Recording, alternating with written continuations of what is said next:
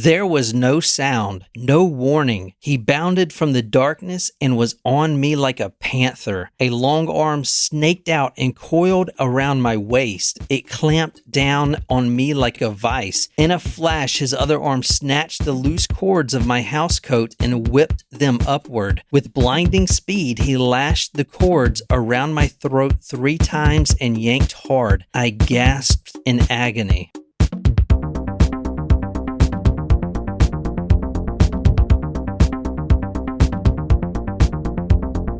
Tonight we are shipping up to Boston. Whoa. Well, we're going to Boston's Back Bay. Does anybody know where that's at? Sure do. Yeah. Well, tell me about it. I mean, it's, it's downtown. I mean, is it nice? It is now. What about in the 60s? I wasn't alive in the 60s, but... yeah, dodgy at best. All right, this is Boston's Back Bay. So let's see, because I kind of want to see it. The woman we're talking about tonight lived in a really nice apartment, but this was in 1963 where we're going. Okay. So I don't know how much it's changed. So we're not going to a big condominium like this. It seems like in the story, and I couldn't find the address, but it seemed like maybe a little condo, 3 or 4 people living there. And I'm sure it wasn't like this in the 60s. I'm sure there wasn't as many buildings. But this is Back Bay, and apparently I thought it was really nice, but you guys say it's not, so I don't know. No, it is nice. I mean, anything in Boston is crazy expensive. Yeah, I bet. January 15th, 1963 is where we're starting tonight. This is Boston's Back Bay. It's a large brown stone home. There are multiple people that live in this home, but also who lives at this home is a Miss Muriel Maclachlan and her husband. Now, they're both elderly, and you'll see a picture of her, 70-ish. What do you think? Looking at the newspaper there? Yeah. 70-ish elderly couple in Boston's Back Bay, January 15th, 1963, 1 a.m. The doorbell rings on this apartment. Now, this is, like I said, 1 a.m. It wakes Muriel from her slumber. She gets up, not really thinking too much about it, and she walks down the hall of this apartment. She gets out of bed, she walks down the hall, she goes to the intercom, and this is what she says. Who's there? Telegram, ma'am. This kind of reminds me of the SNL bit where he's like the shark, and she's like, hello, and he's like, candygram, and then he comes in and he like shark attacks. You know what I'm talking about? No, I don't. No, but it sounds like a great skit and very. It was one of the reminiscent in one of the first season or second season. All right, so Lauren, since you kind of spoiled it. Way to go.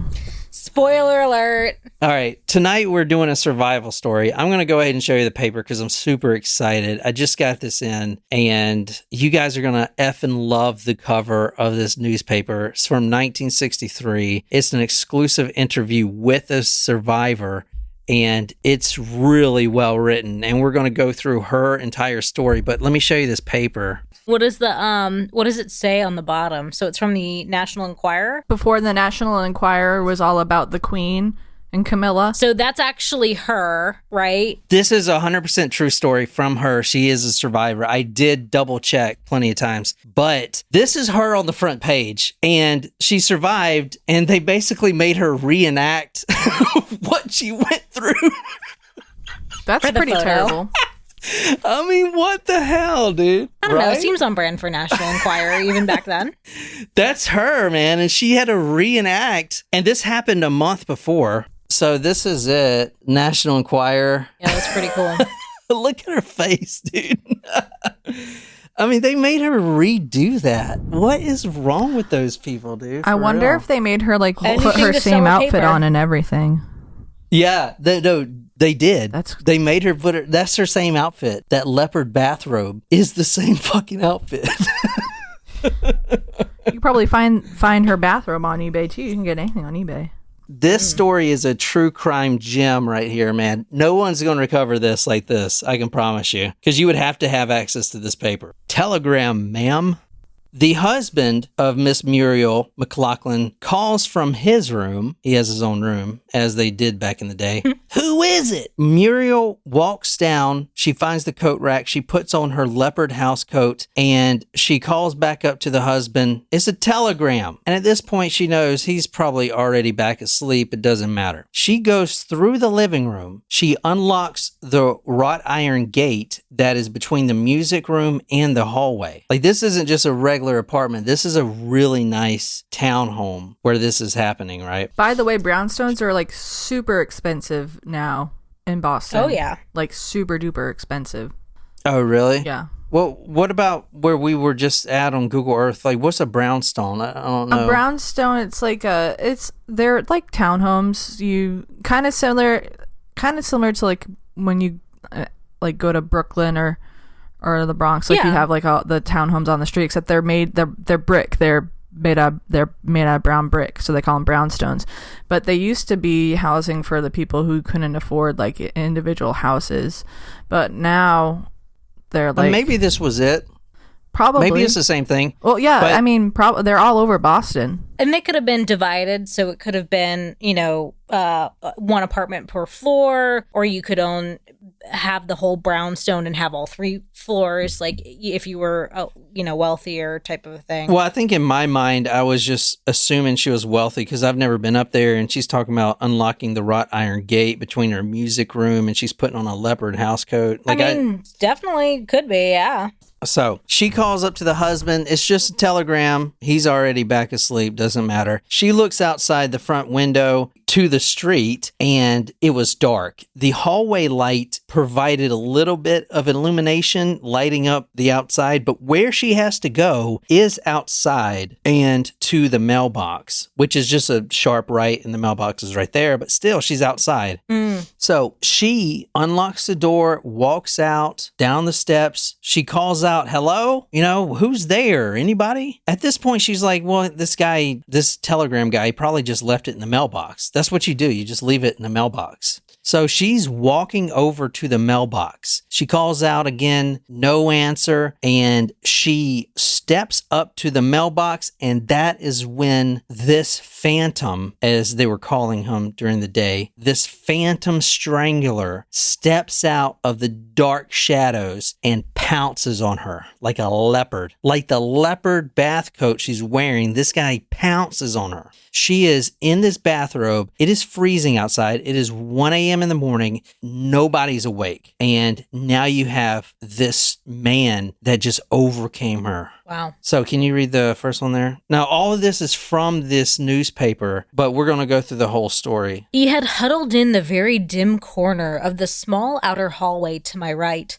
I saw this dark figure lunge toward me like a wild beast. Before I knew what had happened, his right arm had shot around my waist. He tightened it in a powerful grip, his fingers biting into my flesh.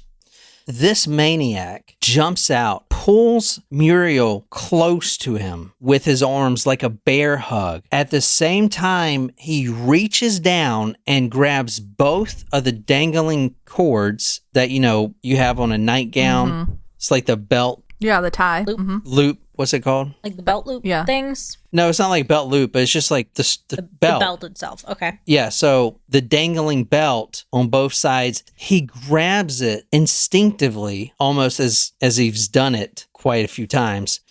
And he pulls her as close as he can to himself, and then he takes those cords and he starts wrapping them around her neck. Then he yanked on the cords. A scream died in my throat as he did so. My eyes began to bulge and they rolled upward, and for the first time, I saw part of his face. Now, this is all happening at supersonic speed here. She was just in a dream. She wakes up and now she's in a literal nightmare. She walks out, this guy pounces, and now her own bathrobe is being used to strangle her to death. And it's not just one time around the rosy. This guy, as hard as he can, wraps both left and right side of the bathrobe belt around her neck 3 times. 3 times. That's excessive. And just pulls it.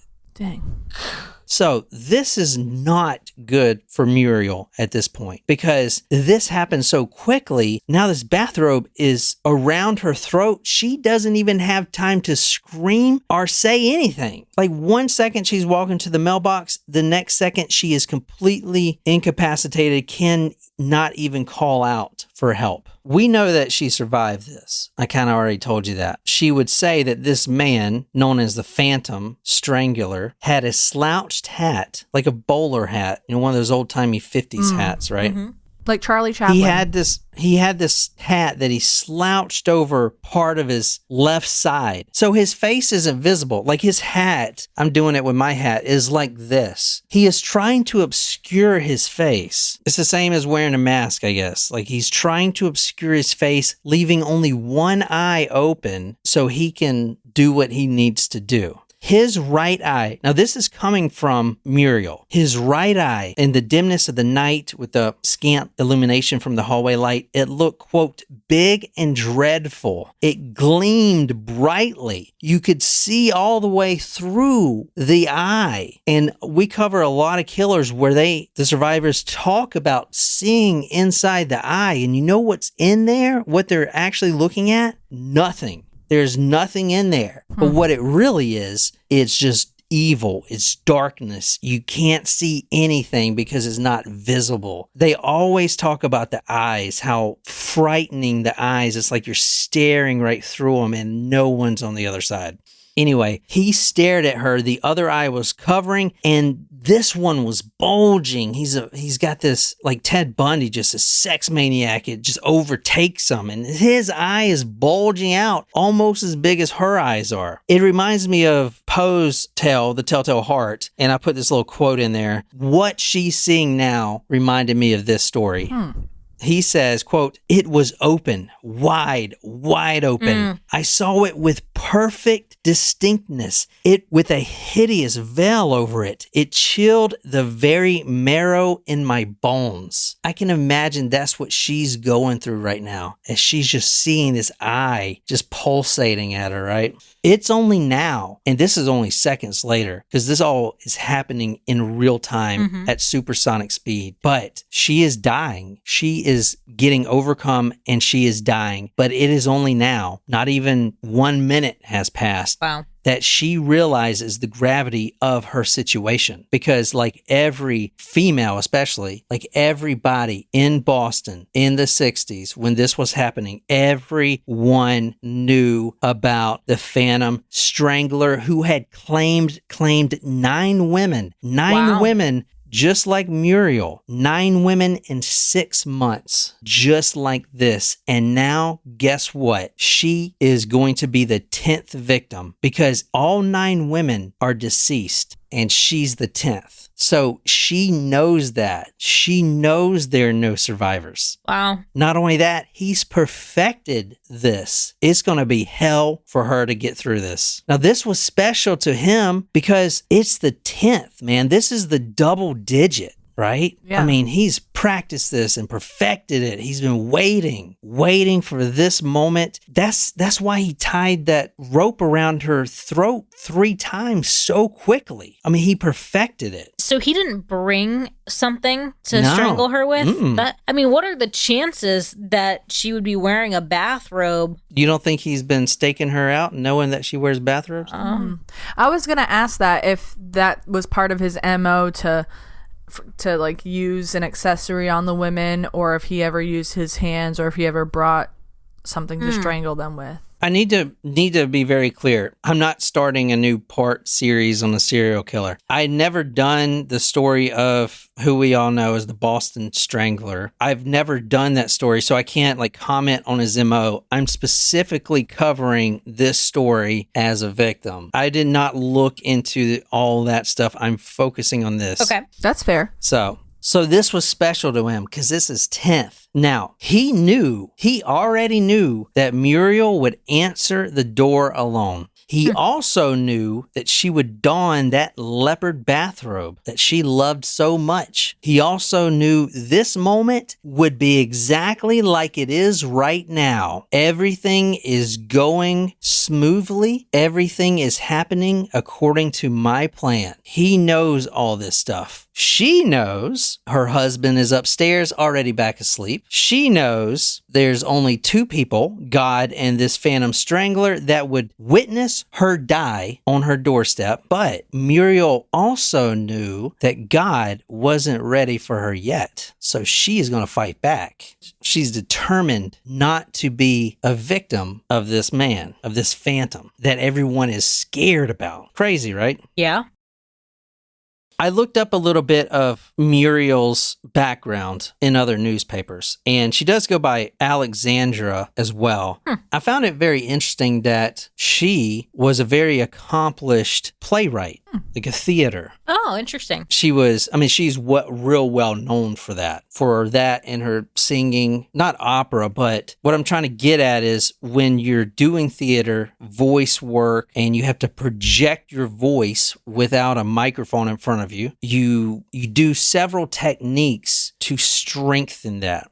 This is what she had, because she doesn't have a weapon and she is overpowered. She has one chance to break away from this guy. That is to call out. But here's the problem. Her bathrobe is literally wrapped around her neck 3 times, and it is getting tighter and tighter every millisecond. You're not going to be able to scream out. No way. No way. No, sir. You cannot scream. But she knew she had no effing choice. It was either this or be the next victim and be in the newspaper the very next morning. When they throw the newspaper at the apartment, they're going to throw that newspaper with her on the front page, deceased, right on her apartment step. That's kind of crazy. Yeah. She knew she had to scream. She also knew it was nearly impossible to, but she decided to try it. There's 3 things that she needs to do in order to get a successful scream out. Now, this Boston Strangler, this Phantom Strangler, would not expect a scream to come out, so it would definitely throw him off guard. She knew she had to stabilize her neck, and this helps balance out the force so she can actually get those vocal cords loose and produce that powerful scream. Put her back into it. She needs to engage her back muscles to decelerate the movement and also balance out that force of the scream. Also, bending your knees. You bend and then you project. Bending your knees, flexing your hips provide a mechanical advantage for explosive movement. That makes sense. Similar to athletes that are jumping, they're explosive. Yeah. If she can bend her knees a little bit and then explode up, she could get that scream out of her throat. Or like when you're lifting weights and like when you're trying to you get into the stance where you can expel that energy. Yeah. At this point, her air is being cut off and that tourniquet is tightening. However, she knows she needs to make her neck large and bulked out so it can expand it so she can get out a scream. Her eyes that were bulging out of her skull begins to suck back into her skeleton, and her throat belled over, and all of a sudden a scream of 1,000 desperations shot from her core that could be heard for miles. A scream of screams. Now, obviously, the Phantom Strangler did not expect this to happen. He was probably really shocked. Yeah. You know? Very shocked. Maybe peed his pants a little bit, went deaf in that ear. A vocal explosion. He releases the grip just that tiny little bit where she can ratchet her right arm up. That would be a good name for a glee club. Vocal explosion. What would? Oh, yeah. She ratchets her arm up, extends it over his eyeballs. Now, she's got them long nails. Those nails look real good in that leopard bathrobe. You know, I can imagine they're painted and everything. She just scrapes down this guy's face like you're scraping down a chalkboard. Oh. Can you read her own words? I raked it down the side of the strangler's face. My nails dug deep into his flesh. At this point, he doubles down. He's bleeding his eyes, and it would take obviously a few months before the next victim. Is Heal. he is disfigured. His blood, his own blood was filling up his eyeball. Ew. But he knew he had to win this fight. She's seen his face. Exactly. She's seen his face, yeah.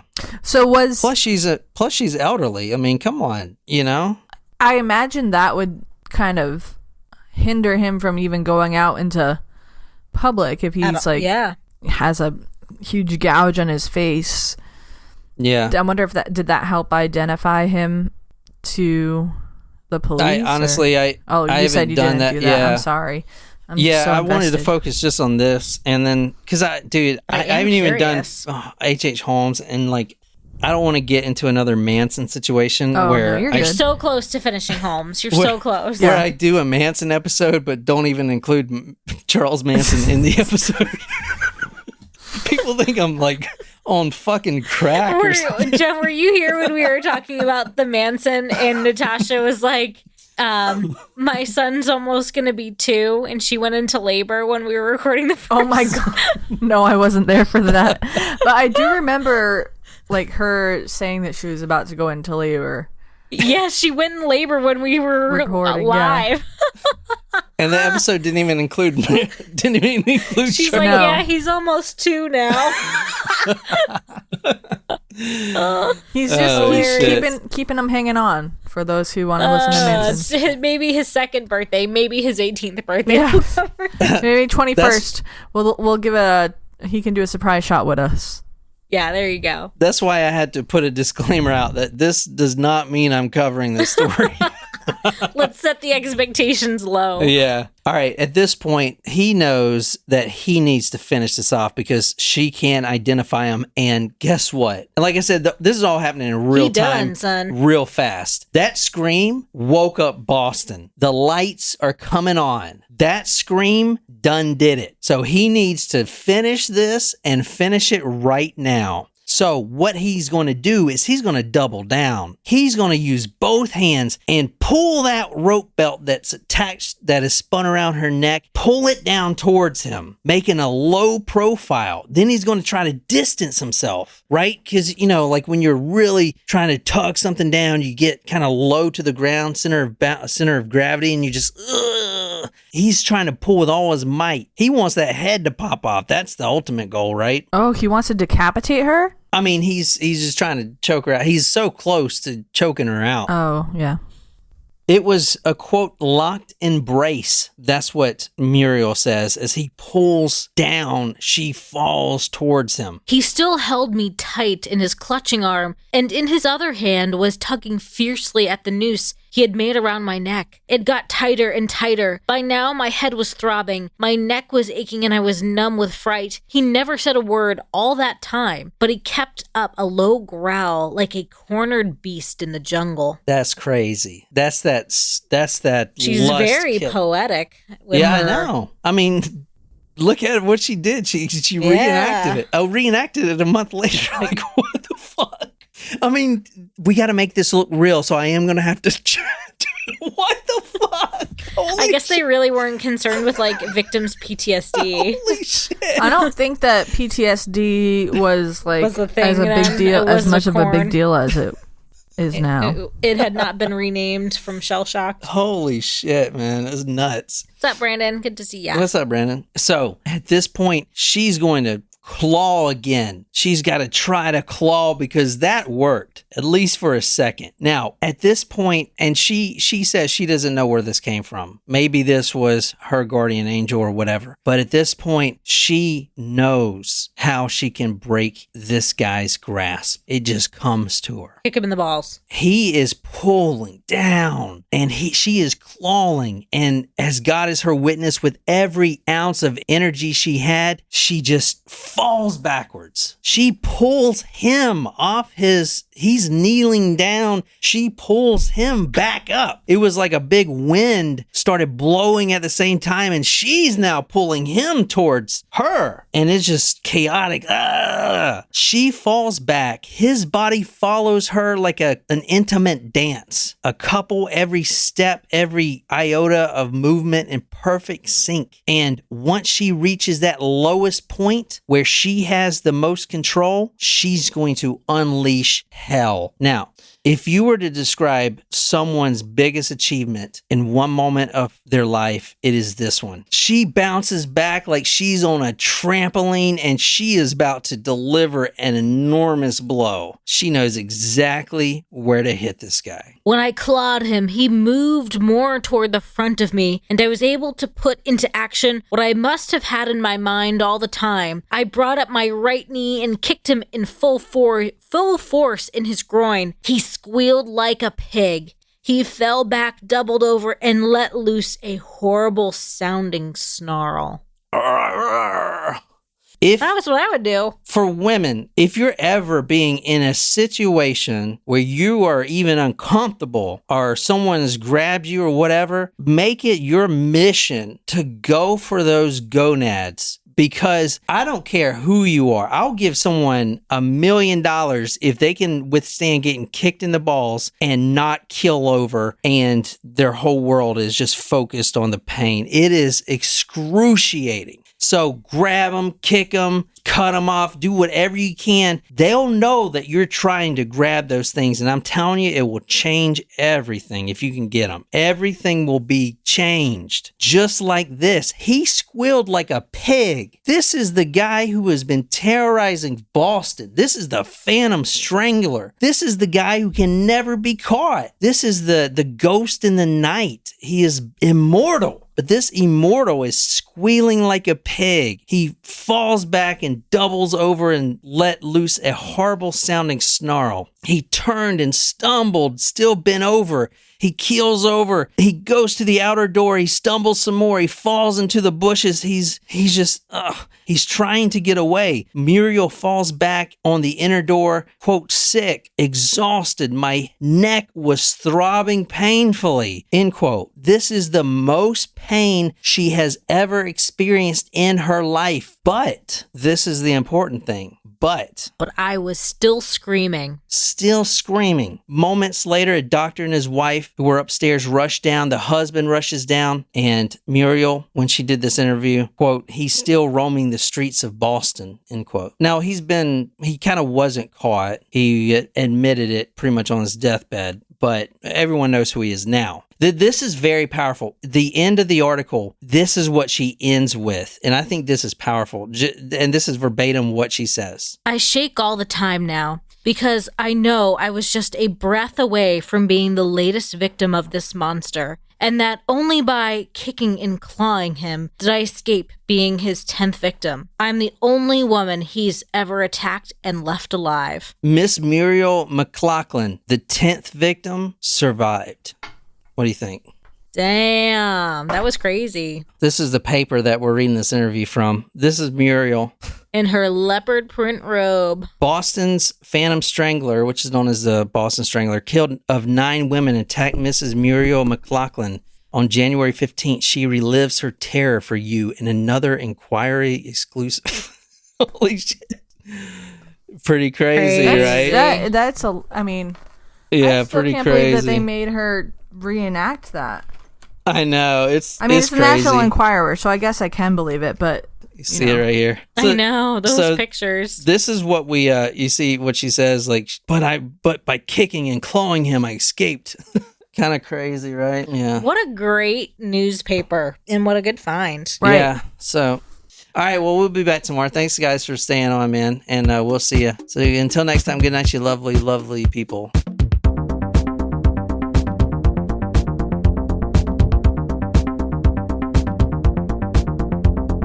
Kind of run this shit.